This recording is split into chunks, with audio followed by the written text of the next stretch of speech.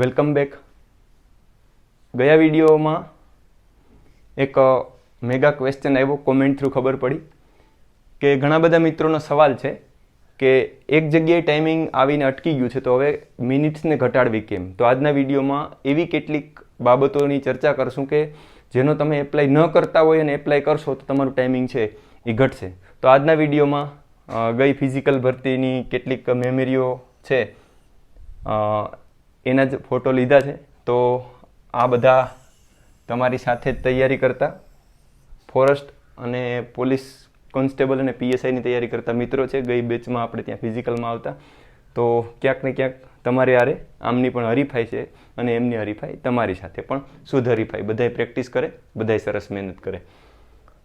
તો બેઝિકલી રનિંગની વાત કરીએ તો આજના વિડીયોમાં આપણે પોલીસ ભરતીની તૈયારી કરતા હોય તો એવા મિત્રો 5 કિલોમીટર અને 1600 મીટર બેનો, ફોરેસ્ટની તૈયારી કરતા હોય તો 1600 મીટર રનિંગ છે, બેનો માટે 800 મીટર રનિંગ છે. તો જે કંઈ પણ તમારી ભરતીઓ છે એમાં તમે રનિંગ કરો છો અને રનિંગમાં ટાઈમ નથી ઘટતો તો એના કેટલાક સોલ્યુશન અહીંયા લખેલા છે. બેઝિકલી શરૂઆતમાં સમજવાનો પ્રયાસ કરીએ કે રનિંગમાં કઈ કઈ ચીજો મહત્વની છે. તો રનિંગમાં 3 ચીજ મહત્વની છે. એક છે સ્ટ્રેન્થ ટ્રેનિંગ, જેને સ્ટ્રેન્થનિંગ ટ્રેનિંગ કહેવાય. એનો અર્થ એવો થાય છે, આ બધા ઉપર અલગ અલગથી વિડીયો બને એમ છે, એટલે અત્યારે તમને સમજ માટે ખાલી કહી દઉં છું કે સ્ટ્રેન્થ ટ્રેનિંગનો અર્થ થાય જેને જાણનો હોય એને, કે એક તો શરીર આપણું પહેલાં મજબૂત હોવું જોઈએ રનિંગ કરવા માટે. તો આના માટેની કેટલીક બાબતો છે એનો આપણે અમલ કરતા હોવો જોઈએ. ઇન્ડોરન્સ ટ્રેનિંગ, તો 5 કિલોમીટર સ્પેશિયલી ઇન્ડોરન્સ ટ્રેનિંગ માંગી જ લે છે.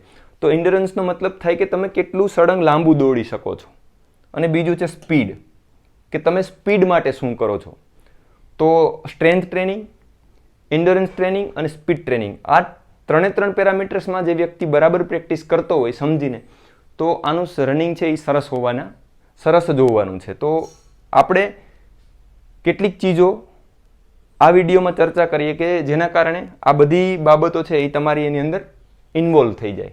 તો કેટલાક મુદ્દાઓ જોઈએ. એમાં પહેલો મુદ્દો છે, બહુ જ મહત્વનો મુદ્દો, કે જો તમે રનિંગ કરો છો અને ટાઈમિંગ ઘટતું નથી અને તમે કોઈ પ્લાનિંગથી હાલો છો, કોઈ આગળથી તમે શેડ્યુલ લીધેલું છે, તો શેડ્યુલ લીધું હોય, તમે નવા શેડ્યુલની શરૂઆત કરો તો શરૂઆતમાં તમારો ટાઈમ ઘટવા લાગે અને પછી એ જ શેડ્યુલમાં એક જગ્યાએ આવીને ટાઈમ અટકી જતો હોય છે. તો તમારે કોઈ પણ તમે શેડ્યુલ લીધું હોય એ શેડ્યુલ તમે 1 અઠવાડિયું, 2 અઠવાડિયા કે 1 મહિના દિવસથી કે 2 મહિના દિવસથી કરતા હોય અને હવે તમારું ટાઈમિંગ છે એ અટકી ગયું છે તો શેડ્યુલમાં ચેન્જ કરી નાખવાના છે. આના ઉપર પણ ડિટેલમાં વાત થાય એમ છે, પણ ફોર્મલી તમને વાત કરી દઉં અલગ વિડીયો આપતા પહેલાં કે શેડ્યુલમાં ચેન્જ કેવા કરવાના છે. દાખલા તરીકે તમે 400 મીટરના રેપિટેશન કરો છો 4, તો હવે પછીનું શેડ્યુલમાં 400 મીટરના 6 કરી દો. તો આવા ચેન્જ કરી શકાય. તમે એની પેસ રાખતા હતા 1:30ની, તો હવે પેસને કરી દો 1:25ની. વીકમાં તમે એક જ સ્પીડ વર્કઆઉટ કરતા હતા તો હવે તમારે સ્પીડ વર્કઆઉટ 2 કરી દેવાના છે. તો આગળ અલગથી પણ એક વિડીયો આપીશ કે તમારું પ્લાનિંગ, તમારું ટાઈમ ટેબલ તમારે તમારી રીતે કઈ રીતે સેટ કરી શકો. આના ઉપર અલગથી વાત કરશું. પણ પહેલો મુદ્દો આજનો છે કે જો તમારું ટાઈમિંગ ઘટતું ન હોય તો તમે શરૂઆતથી જે રનિંગ કરો છો એમાં ચેન્જ કરી નાખો, એમાં થોડીક બાબતોને એડ કરો, એડવાન્સ કરો, થોડુંક વધારે સ્ટ્રિક કરો. આનાથી પણ તમારા રનિંગમાં ચેન્જ જોવા મળવાના જ છે. તો આ પહેલી વાત છે કે તમારે ચેન્જ કરવાનું છે તમારું પ્લાનિંગ. તમે જે રનિંગ કરો છો રૂટીન એમાં કંઈક ચેન્જ લાવવાના છે. બીજું વાર્મ અપ, વોર્મઅપ કહું કે વાર્મઅપ કહું, આપણા ઉચ્ચારણમાં તો કોઈ ઠેકાણા હોતા નથી. એટલે રનિંગ કરતાં પહેલાં જો તમે વાર્મઅપ નથી કરતા, એ રોડ ઉપર કે ગ્રાઉન્ડ ઉપર ગયા ને એ જવા દીધા, તો સીધું તમે દોડતા હોય અને વાર્મઅપ તમે બોડીને આપતા ન હોય તો આ પણ તમારા રનિંગમાં બહુ જ ફરક લાવનારું છે. આપણે અહીંયા નયન સાહેબની આગેવાની હેઠે વાર્મઅપનો પ્રોગ્રામ ચાલુ છે. તો કહેવાનો મતલબ અહીંયા એક છે કે વાર્મઅપ છે એ તમારે કંઈક સમસ્યાઓ આવી જાય છે. વાર્મઅપ છે એ તમારે રેગ્યુલરલી કરવું જોઈએ, સીધું રનિંગ ન કરવું જોઈએ. આનાથી તમને રનિંગમાં ઘણા બધા ફરક જોવા મળશે. હવે વાત કરીએ સ્ટ્રેચિંગની. રનિંગ કરી લીધા પછી તમારી રનિંગની પ્રેક્ટિસ પૂરી થઈ ગઈ, એના પછી સ્ટ્રેચિંગ કરવું જોઈએ, કૂલ ડાઉન કરવું જોઈએ. તો રનિંગ પૂરું થઈ ગયા પછીની સ્ટ્રેચિંગ એક્સરસાઇઝ તમને યુટ્યુબમાં ઘણી બધી મળી જાય છે. અહીંયા આપણું જે સેશન હોય છે એમાં અંતે નયન સાહેબ છે સ્ટ્રેચિંગ એક્સરસાઇઝ કરાવતા જોવા મળે છે. તો આવી રીતે રનિંગ પૂરું કરી લીધા પછી ક્યારેય રનિંગ પૂરું કરી અને એકદમ બેસી જવાનું નહીં કે ઘર ભેગા થઈ જવાનું નહીં. તો રનિંગ પછી પણ થોડુંક વોકિંગ રાખો, રનિંગ પહેલાં પણ વોકિંગ રાખો, રનિંગ પહેલાં વોકિંગ અને વાર્મઅપ અને પછી તમારે રનિંગ કરવું જોઈએ. રનિંગ પછી કૂલ ડાઉન, સ્ટ્રેચિંગ, આવી રીતે તમે તમારા રૂટીનને જાળવશો તો કોઈ સમસ્યા આવવાની નથી, તમને ફાયદો જોવા મળશે જો તમે આવી ચીજો નથી કરતા તો. હવે જો પોસિબલ હોય તો અહીંયા લખ્યું છે કે રન ઇન ગ્રુપ. શક્ય હોય તો, ન શક્ય હોય તો એકલો જાને રે, આ વ્યાખ્યા તો છે જ, પણ ગ્રુપ રનિંગ કરવાના ઘણા બધી ફાયદા છે. ઉદાહરણ તરીકે એક વ્યક્તિ દોડે છે અને 4 વ્યક્તિ દોડે છે, તો એક વ્યક્તિની થોડીક પેસ વધારે હોય તો તમે એને કેચ કરવાનો પ્રયાસ કરો તો તમારું રનિંગ ઓટોમેટિકલી સુધરી જાય, અને તમે રેગ્યુલર ન રહેતા હોય તો રેગ્યુલર પણ રહેવા લાગો. તો આવા અઢળક ફાયદાઓ છે ગ્રુપ રનિંગના. તો પોસિબલ હોય તો ગ્રુપ રનિંગ કરો. ગ્રુપ રનિંગ છે એ એના પોતાનામાં એકદમ સરસ છે, અને આનાથી તમારું ટાઈમિંગ છે એને સુધરવાના ચાન્સીસ પણ રહેતા હોય છે. તો તમારે ધ્યાન રાખવાનું છે, ગ્રુપ રનિંગ છે એને કરવું જોઈએ. પછી છે હિલ રનિંગ. હિલ રનિંગનો મતલબ થાય કે ઢોળાવાળી જગ્યાએ જાવું. તમારે આજુબાજુમાં થોડાક દૂર ક્યાંય ઢોળાવાળી જગ્યા, અમારે માંગરોળમાં ચોપાટીએ છે તો અહીંયાથી આ નીચેનો રોડ છે ઉપરનો, તો થોડોક ઢોળાવ છે, તો અમે વીકમાં એકાદ સેશન ત્યાં રાખતા હોય છે. તો આ બધાય તમારી જે મળિયા પાર્ટી કરે છે, હિલ રનિંગ ચાલુ છે, તો તમારું જે શેડ્યુલ છે એમાં 15 દિવસે એક અઠવાડિયે એક વખત હિલ રનિંગ રાખો તો આનાથી તમારું સ્ટ્રેન્થનિંગ વર્કઆઉટ સારું થશે, બોડી છે એ વધારે ફિટ બનશે. તો તમે જે રનિંગ કરો છો એમાં પોસિબલ જો ન હોય તો હિલ રનિંગ છે એને એડ કરવું જોઈએ. આ બધું તમે કરતા હોય તો ન કરતા હોય એ મુદ્દાને તમારે અમલ કરવાનો છે, એટલે આ વાતને આવી રીતે લેવાની છે. નેક્સ્ટ છે સેન્ડ રનિંગ. હવે સેન્ડ રનિંગ દરિયા કિનારાના જે જિલ્લાઓ છે આને લાગુ પડે. એવું નથી કે કોઈ બનાસકાંઠામાંથી અહીંયા સેન્ડ રનિંગ કરવા આવે. જેને દરિયા કિનારો લાગુ પડે છે, નજીક પડે છે, આવા મિત્રોએ સેન્ડ રનિંગ વીકમાં એક વખત કરવું જોઈએ. અહીંયા કેટલાક મિત્રો છે એની નાની નાની ઉપલબ્ધિની વાત કરું તો C Shyama, my daughter, school ગેમમાં આ વખતે 400 મીટર તાલુકા ફર્સ્ટ, 600 મીટર તાલુકા ફર્સ્ટ, 800 મીટરમાં જિલ્લા લેવલે ફર્સ્ટ છે. તો 800 મીટર સ્કૂલ ગેમમાં શ્યામા આ સ્ટેટ રમવા જશે. ધાર્મિક મારો ભત્રીજો છે, અને આ એક બીજા મિત્ર છે કિશનભાઈ. આ બંને ગઈ આર્મીની મતલબ કે અગ્નિવીરની પરીક્ષામાં ફાઇનલ સિલેક્શનમાં છે, હવે મેરિટની રાહ જોઈ છે. અહીંયા છે તાહિરભાઈ. તાહિરભાઈ છે એ પણ સ્કૂલ ગેમમાં 1500 મીટરમાં જિલ્લાએ ફર્સ્ટ આવ્યા છે. તો આવી રીતે કહેવાનો અર્થ એવો છે કે જો તમારા નજીક દરિયો છે તો રેતીમાં દોડવાથી પણ તમારું જે સ્ટ્રેન્થ વર્કઆઉટ છે પગનું અને એન્ડોરન્સ બંને વધી શકે. તો જેને દરિયો નજીક છે એને એનો લાભ લેવો જોઈએ. વીકનું એક સેશન છે એ આપવું જોઈએ. પછી માની લો કે તમારી આગળ પાસે હિલ નથી, તમારી આગળ સેન્ડ નથી, તો સીડી તો બધાને છે જ. તો સીડી છે એ સ્ટ્રેન્થ વર્કઆઉટ માટે શ્રેષ્ઠ છે. તો સ્ટેર વર્કઆઉટ કરવું જોઈએ. સીડી ચડો, આનાથી પણ તમારા પગના મસલ્સ છે એકદમ મજબૂત થાય, પગ તમારા સ્ટ્રોંગ થવાના છે.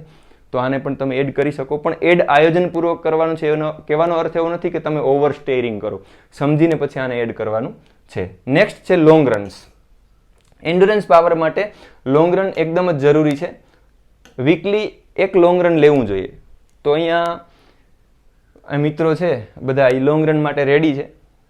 મકતુપુર બાજુ જવા માટે જનરલી અમે રોડ ઉપર લોંગ રન કરતા હોય છે. ત્યારે તમારે લોંગ રન કરવાનું છે. તો લોંગ રન છે એ લોંગ રન 800 મીટરનું લોંગ રન છે એ અલગ હોય. દાખલા તરીકે એમાં તમે 5 કિલોમીટર 3 કિલોમીટર કરો. 5 કિલોમીટરનું છે તો તમે લોંગ રનને 10 કિલોમીટર સુધી લઈ જઈ શકો. 1600 મીટર માટે દોડો છો તો લોંગ રન 5, 7, 6 સુધી લઈ શકો. તો વીકનું એક લોંગ રન રાખવું જોઈએ મારી દ્રષ્ટિએ. તો આ બધા છે ને રોડ ઉપર અમે દર શનિવારે લોંગ રનમાં લઈ જતા.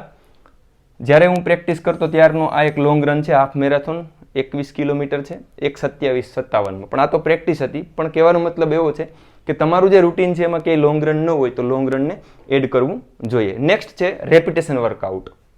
બહુ જ મહત્વનું વર્કઆઉટ છે. આ પણ હોવું જોઈએ. દાખલા તરીકે કોઈ 1600 મીટરની પ્રેક્ટિસ કરે છે તો એના રેપિટેશન્સ વર્કઆઉટ છે એ 800 કે 1000 સુધીના હોઈ શકે.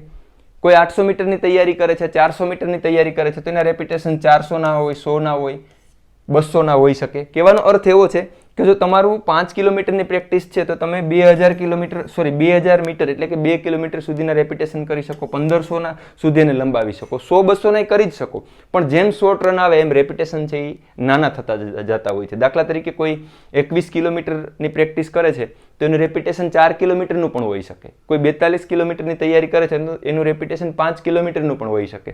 કહેવાનો અર્થ એવો છે કે તમારા રૂટીનમાં ન હોય તો વીકમાં એક વખત રેપિટેશન વર્કઆઉટ રાખવા જોઈએ.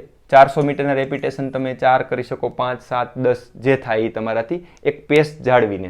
તો રેપિટેશન વર્કઆઉટ છે એ એક જરૂરી વર્કઆઉટ છે કે જેના કારણે તમારે રનિંગમાં પ્રોગ્રેસ સરસ અને સારી પ્રોગ્રેસ આવે છે. તો આ વાત હતી રેપિટેશન વર્કઆઉટની. રેપિટેશન કેવી રીતે કરવા એ ઘણા બધા વિડીયોમાં લખેલું છે કે તમે 400 મીટર પૂરું કરી અને એક પર્ટિક્યુલર રેસ્ટ લો અને પાછું એ જ સ્પીડમાં બીજું 400 કરો, અથવા તો જે રેપિટેશન તમે લેતા હોય. અહીંયા છે ફર્ટ લેગ રનિંગ, એટલે કે આપણે એને આપણી ભાષામાં સ્લો ફાસ્ટ કહીએ. તો સ્લો મને ગમતા વર્કઆઉટમાં શ્રેષ્ઠ વર્કઆઉટ છે સ્લો ફાસ્ટ. 1 મિનિટ ફાસ્ટ દોડો, 1 મિનિટ ધીમા થઈ જાઓ, પાછું ફાસ્ટ દોડો, પાછા ધીમા થઈ જાઓ. 2 મિનિટ ફાસ્ટ દોડો, 1 મિનિટ ધીમા થઈ જાઓ, 2 મિનિટ ફાસ્ટ દોડો, 1 મિનિટ ધીમા થઈ જાઓ. આને કહેવાય ફર્ટ લેગ રનિંગ. તો આ તમારી શક્તિ મુજબ, તમારી ક્ષમતા મુજબ વીકમાં ક્યાંય એક વખત તમે સ્લો ફાસ્ટ ઉમેરશો તો આનો તમને સરસ અને જોરદાર ફાયદો થવાનો છે. તો ફર્ટ લેગ રનિંગ એટલે કે સ્લો ફાસ્ટ છે એને પણ તમે એડ કરી અને પરિણામો છે એને તમે જોઈ શકો. હવે વાત આવે ક્રોસ ટ્રેનિંગની. ઘણા મિત્રોને કદાચ ખબર ન હોય શકે. ઉદાહરણ તરીકે તમે રનિંગ કરો છો તો રનિંગ કરીને તમે થાકતા હોય અને માઇન્ડને અલગ એટમોસ્ફિયર આપવું હોય તો ક્રોસ ટ્રેનિંગ સરસ રસ્તો છે. 15 દિવસે કે 10 દિવસે એક વખત તમે ક્રોસ ટ્રેનિંગ કરી શકો અને તમારું સારું એવું રનિંગ હોય તો વીકલી એક ક્રોસ ટ્રેનિંગ પણ કરી શકો. ક્રોસ ટ્રેનિંગનો મતલબ એવો થાય કે રનિંગ અને એક્સરસાઇઝ સિવાયની બીજી રમતો કે કોઈ પણ ઇવેન્ટ, દાખલા તરીકે પાણી હોય તો જે તે હવે તો મગરો આવી ગઈ તો અમારું તરવાનું પણ બગાડી નાખ્યું. તો હું ક્રોસ ટ્રેનિંગની રીતે અથવા તો જ્યાં સુધી નદીમાં પાણી હોય ત્યાં સુધી સ્વિમિંગ કરવા જતો. જે તે સમયે મારો પગ છે એ બરાબર હતો, હું પ્રેક્ટિસમાં હતો તો હું સાયકલિંગમાં પણ નીકળી જતો. તો ક્રોસ ટ્રેનિંગ છે એ તમે કરી શકો. રનિંગ સિવાયની બીજી ઇવેન્ટો છે એને કરવી એને આપણે ક્રોસ ટ્રેનિંગ કહેતા હોય. મહત્વની વાત, સરસ મજાનું ખાવું જોઈએ. શરીર આગળથી આપણે ઘોડા જેવું કામ લેતા હોય અને આપણે ખાતા હોય નહીં ઘોડા જેવું, તો આપણું શરીર છે એ એકદમ ડાઉન છે, જતું રહે. એનર્જી છે, આપણું મન જુસ્સામાં હોય પણ શરીર જુસ્સામાં હોતું નથી. આપણે એમ થાય કે ઈચ્છા તો છે પણ શરીર સાથ નથી આપતું.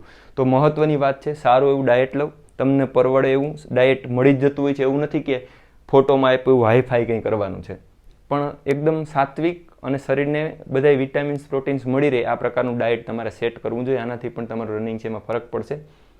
પાણી પીવાનું છે. ઘણા બધા કિસ્સાઓમાં એવું હોય છે, ક્યારેક મને જ આદત છે થોડીક કે ક્યારેક દિવસમાં હું પાણી પીવામાં ઇરેગ્યુલર હોય તો આની અસર આપણા શરીરમાં રહેતી હોય છે. આવો ભંભો નથી પી લેવાનો. કહેવાનો મતલબ એવો છે કે સફિશિયન્ટ પાણી છે એ પીવું જોઈએ. રનિંગ પહેલાં પણ જરૂરી લાગે એટલું થોડુંક ઘૂંટડોક પાણી પીવું જોઈએ. રનિંગ કરીને પછી બોટલ હારે જ રાખવાની અને દિવસ દરમિયાન પણ પાણીને ચૂકવાનું નહીં. આ પણ ઇન્ટરનલ ફેક્ટર છે જે કામ કરતો હોય છે. બહુ જ મહત્વનું, જો આ નથી તો આગળની એક પણ વાતનું મહત્વ નથી. રેગ્યુલારિટી. જો કન્સિસ્ટન્સી તમે જાળવી શકતા નથી તો એનો અર્થ એવો છે કે કંઈ કામનું નથી. તો રેગ્યુલર રહેવાનું છે. તમે જે પ્રેક્ટિસ કરો એ પ્રેક્ટિસમાં રેગ્યુલર રહેવાનું. આ તો આપણે નક્કી કરી લીધું, અઠવાડિયાનું પ્લાનિંગ બનાવી લીધું. આજે સરસ પ્રેક્ટિસ કરીને 3 દિવસ પછી આપણા પગ નહીં ભૂલાઈ જાય કે આ ભાઈ પ્રેક્ટિસ કરતા હતા, તો આ તો શરીરને ભયંકર સાબિત થાય. તો તમે તમારી જેમ કન્સિસ્ટન્સી વધારે હશે, તમે જેટલા વધારે રેગ્યુલર હશો એમ તમારું રનિંગ છે એમાં ઇમ્પ્રુવમેન્ટ તમને જોવા મળશે. ઊભી ગયેલું હશે તો એલિયોડ કિપ્ચોગી બધા ઓળખે છે, એના વિશે કહેવાય છે કે છેલ્લા 20 વર્ષમાં એકય દિવસ પ્રેક્ટિસનું નથી ચૂક્યા. તો એનું પરિણામ એના જીવનમાં એને મળે છે. એમ આપણે રેગ્યુલર રહેશું તો બધુંય થશે. હવે રેસ્ટ એન્ડ રિકવરી, આ પણ બહુ મહત્વનો મુદ્દો છે. રનિંગની દુનિયામાં જેટલું મહત્વ પ્રેક્ટિસનું છે એટલું જ મહત્વ રેસ્ટનું છે, રિકવરીનું છે. તો તમે સતત ને સતત દોડતા રહેતા હોય, શરીર થાકેલ પાકેલ રહેતું હોય તો આ ચેનલ છે એ ઊંધી છે આપણી. તો વીકલી કે 10 દિવસે અથવા તો તમારી અનુકૂળતા મુજબ વચ્ચે વચ્ચે રેસ્ટ એન્ડ રિકવરી રહેવી જોઈએ. તો રેસ્ટ અને રિકવરી પણ જરૂરી છે કે તમે તમારા શરીરને રેસ્ટ આપતા હોય. રિકવરી માટે તમે મસાજ કરો, આઈસિંગ કરો, ઘણું બધું છે. તો આવી ચીજો છે એ એના માટે જરૂરી હોય છે. તો આ વાત હતી કેટલીક તમારા રનિંગને ઘટાડવા માટેની. હજુ પણ આગળ બીજી વાતો કરશું. વાત છે એન્જોય કરવાની. હું ફિઝિકલ કોચિંગમાં ગ્રાઉન્ડમાં હોય પણ હું મારી સેલ્ફને પણ એન્જોય કરતો હોય. તો કોચિંગ કરતાં કરતાં કૂતરાઓ સાથે મારી દોસ્તી થઈ જતી હોય છે. તો વાત કહેવાની એવી છે કે એન્જોય યોર પ્રેક્ટિસ. હું કોચિંગને એન્જોય કરી શકતો હોય, રનિંગને એન્જોય કરી શકતો હોય તો બધા કરી શકે. તો થોડુંક ફીલ ફ્રી રહેવાનું, રેગ્યુલર રહેવાનું અને સારી પ્રેક્ટિસ કરવાની. છેલ્લે તો યુ કેન ડુ. તમે બધું કરી શકો એમ છો. બટ જેટલા મુદ્દા કીધા એ મુદ્દામાં એટલા મુદ્દાઓમાંથી જો કોઈ ચીજ તમે કરતા નથી એને એડ કરશો તો તમારો ટાઈમ તમને ઘટતો જોવા મળશે. તો તૈયારી કરો, સરસ રેગ્યુલર રહ્યો. Wish you all the best. Thank you so much.